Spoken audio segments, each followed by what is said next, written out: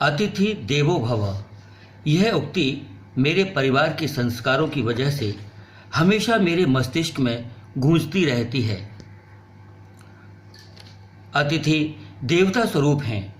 न जाने कब कौन किस रूप में आता है और न जाने क्या ले और देकर चला जाता है। यही बातें मेरे बड़ों ने मुझे सिखाई हैं। लेकिन आज कोरोना की इस भयावह आफत के बीच, आज तुम्हारे चौथे दिन पर यह प्रश्न बार बार मन में घुमड़ रहा है, तुम कब जाओगे अतिथि? तुम कब जाओगे अतिथि? तुम सोफे पर बैठे निसंकोच धुएं के गोल गोल छल्ले उड़ा रहे हो और मैं अपनी गोल होती जेब को टटोलकर मन महसूस रहा हूं। तुम्हारे ठीक सामने कैलेंडर टंगा है, देख रहे हो ना? इसकी तारीखें अपनी सीमा में नम्रता से फड़फड़ाती रहती हैं। विगत 2 दिनों से मैं तुम्हें दिखा दिखा कर तारीखें बदल रहा हूं। ये तुम जानते हो।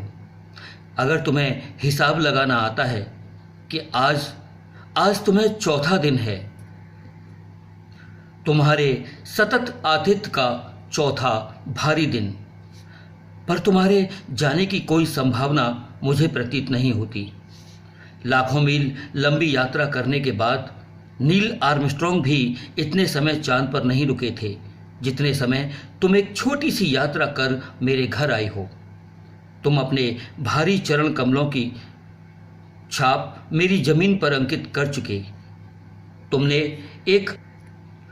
तुमने एक अंतरंग मुझसे संबंध स्थापित कर लिया। तुमने मेरी आर्थिक सीमाओं की बैगनी चट्टान देख ली। तुम मेरी काफी मिट्टी खोद चुके हो अतिथि। अब लौट जाओ अतिथि। क्या तुम्हें तुम्हारी पृथ्वी नहीं पुकारती?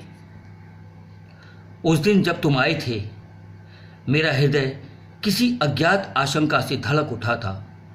अंदर ही अंदर मेरा बटुआ कांप गया था।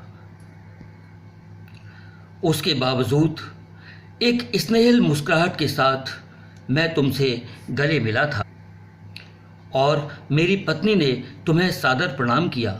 तुम्हारे सम्मान में हमने रात के भोजन को एकाएक उच्च मध्यम वर्ग के डिनर में बदल दिया था। इस सारे उत्साह और लगन के मूल में एक आशा थी कि तुम दूसरे दिन किसी ट्रेन से एक शानदार मेहमान नवाजी की छाप अपने हृदय में ले तुम चले जाओगे। हम तुमसे रुकने के लिए आग्रह करेंगे, मगर तुम नहीं मानोगे और एक अच्छे अतिथि की तरह चले जाओगे। पर ऐसा नहीं हुआ अतिथि, ऐसा नहीं। दूसरे दिन भी तुम अपनी अतिथि सुलभ मुस्कान लिए घर में ही बने रहे। हमने अपनी पीड़ा पी ली और हम प्रसन्न बने रहे। स्वागत सत्कार के जिस उच्च बिंदु पर हम तुम्हें ले जा चुके थे, वहां से नीचे उतर हमने फिर दोपहर के भोजन को लंच की गर्मा प्रदान की और रात्रि को तुम्हें सिनेमा दिखाने शहर के वातानुकूलित थिएटर में ले गए। बस हमारे सत्कार का यह आखिरी छोर है, जिससे आगे हम अब तक किसी के लिए नहीं बढ़े हैं। इसके तुरंत बाद भावभीनी विदाई का वह भीगा हुआ क्षण आ जाना चाहिए था, जब तुम विघ्न होते हुए हमें तुम्हें स्टेशन तक छोड़ने जाते। पर तुमने ऐसा नहीं किया अतिथि, तुमने ऐसा नहीं किया। तीसरे दिन की सुबह जब तुमने मुझसे कहा मैं धोबी को कपड़े देना चाहता हूं, यह आघात अप्रत्याशित था और इसकी चोट मार्मिक थी। तुम्हारे सामीप की बेला एकाएक यूं रबर की तरह खिंच जाएगी, इसका मुझे आभास भी बिल्कुल न था। पहली बार मुझे लगा अतिथि सदा देवता नहीं होता, वह मानव और थोड़े अंशों में राक्षस भी हो सकता है। किसी ड्राई क्लीनर्स को दे देते हैं, जल्दी धुल जाएंगे। मैंने कहा। मेरे मन ही मन एक विश्वास पनप रहा था कि तुम शायद जल्दी जाना चाहते हो। कहाँ है ड्राई क्लीनर्स? तुमने मोटे लेंस के चश्मे में झांकते हुए अपनी चिरपरिचित मुस्कान बिखेरते हुए मुझसे पूछा। चलो चलते हैं, मैंने कहा और अपनी बनियान पर शर्ट डालने की औपचारिकता पूरी की। कहाँ जा रहे हैं? पत्नी ने चिहुकते हुए मुझे पूछा। शायद उन्हें यह सुखद आभास हो रहा था कि मैं अपने अतिथि को विदा करने जा रहा हूँ। इनके कपड़े धुलवाने ड्राई क्लीनर्स की दुकान तक खीसे निपोरकर बड़े ही रूखे अंदाज में मैंने जवाब दिया। मेरी पत्नी की आंखें एकाएक गोल होकर बड़ी बड़ी हो गईं। आज से 30 साल पहले उनकी ऐसी आंखों को देख मैंने अपने अकेलेपन की यात्रा समाप्त की थी। पर अब जब वे ही आंखें बड़ी होती हैं तो मन छोटा होने लगता है। वे इस आशंका और भय से बड़ी हुई थीं कि अतिथि अभी और कितने दिन तक ठहरेंगे। आशंका निर्मूल नहीं थी। अतिथि, तुम जा नहीं रहे हो। तुम्हारे कपड़े धुलकर भी आ गए हैं और अब भी तुम यहीं हो।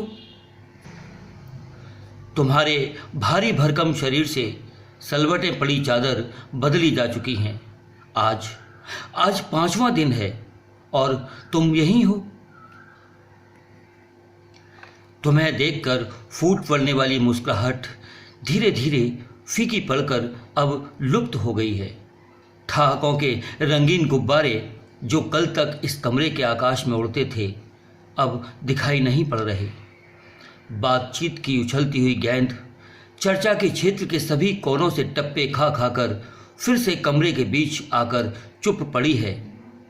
अब इसे न तुम हिला रहे हो और न मैं।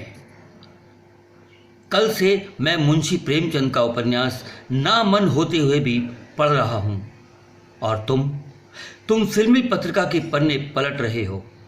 शब्दों का लेन देन मिट गया और चर्चा के सभी विषय समाप्त हो गए। परिवार, बच्चे, नौकरी, फिल्म, राजनीति, रिश्तेदारी, तबादले, पुराने दोस्त, महंगाई, भ्रष्टाचार, साहित्य और कोरोना, यहाँ तक कि अपनी पुरानी यादों का जिक्र भी कर लिया। और अब एक चुप्पी है, निशब्द।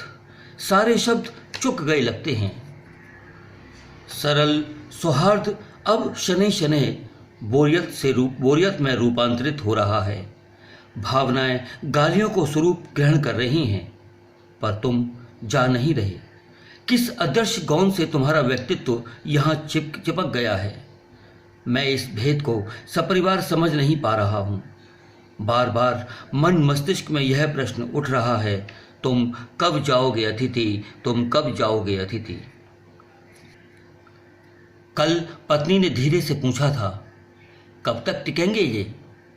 मैंने अनभिज्ञता जाहिर करते हुए कंधे उचकाकर कहा, क्या कह सकता हूँ, मैं तो आज खिचड़ी बना रही हूँ, हल्की रहेगी।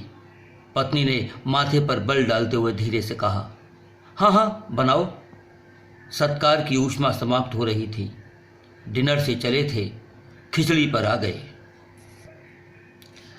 अब भी अगर तुम अपने बिस्तर को गोलाकार रूप नहीं प्रदान करते तो हमें उपवास तक जाना होगा। तुम्हारे जाने का यह चरम क्षण है, तुम जाओ ना अतिथि। तुम्हें यहाँ अच्छा लग रहा है ना? मैं जानता हूँ दूसरों के यहाँ अच्छा लगता ही है। अगर बस चलता तो सभी लोग दूसरों के यहाँ रहने पर ऐसा नहीं हो सकता। अपने घर की महत्ता के गीत शायद इसी कारण गाए गए हैं। होम को शायद इसी कारण स्वीट होम कहा गया है कि लोग दूसरे के होम की स्वीटनेस को काटने को न दौड़ें। तुम्हें यहाँ अच्छा लग रहा है ना? पर सोचो मेरे दोस्त कि शराफत भी कोई चीज़ होती है और गेट आउट भी एक वाक्य है जो बोला जा सकता है। अपने खर्राटों से एक और रात गुंजायमान करने के बाद कल जो सूरज की पहली किरण तुम्हारे बिस्तर पर आ तुम्हें चूमेगी, मुझे आशा है तुम घर लौटने का सम्मानपूर्वक निर्णय ले लोगे। मेरी सहनशीलता की वह अंतिम सुबह होगी। उसके बाद मैं बर्दाश्त नहीं कर पाऊंगा और मैं बहक जाऊंगा। मेरे अतिथि, पहले दिन तुम भगवान थे, इसलिए तुम्हारे लिए पलक पावड़े बिछा। दूसरे दिन तुम इंसान थे, इंसानियत के नाते तुम्हारा स्वागत सत्कार किया। तीसरे दिन हैवान थे, लेकिन अब क्या हो मैं समझ नहीं पा रहा हूँ। हैवानियत की हद पार हो गई है। मैं जानता हूँ अतिथि देवता होता है, पर आखिर मैं भी मनुष्य हूँ। मैं तुम्हारी तरह देवता नहीं। एक देवता और एक मनुष्य अधिक दिनों तक साथ नहीं रहते। देवता दर्शन देकर लौट जाता है। तुम लौट जाओ अतिथि, तुम लौट जाओ। इसी में तुम्हारा देवत्व सुरक्षित रहेगा। यह मनुष्य अपनी वाली पर जब उतर आए, उसके पूर्व तुम लौट जाओ अतिथि। अब तुम जाओ, अब तुम जाओ। इस कोरोना की भयावहता को समझो अतिथि। तुम जाओ अतिथि, तुम कब जाओगे अतिथि, तुम जाओ।